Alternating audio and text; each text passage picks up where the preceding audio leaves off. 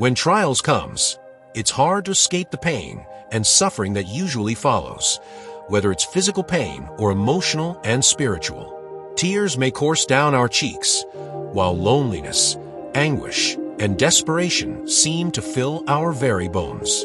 Yet the Bible promises us that even in our pain, Psalm 34 verse 18, the Lord is close to the brokenhearted and saves those who are crushed in spirit. How can we be sure of this?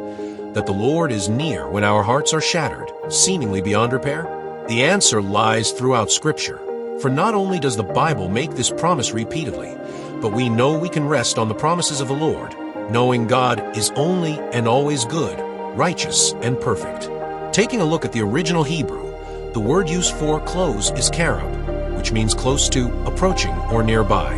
The word for brokenhearted is the Hebrew šābar, meaning desolate, grieving, smashed, shattered, or broken into pieces.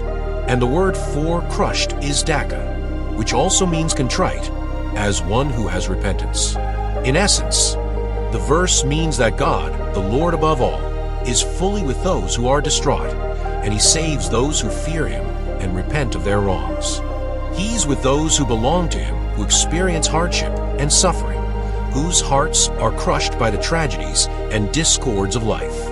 He sees, He cares, and He provides.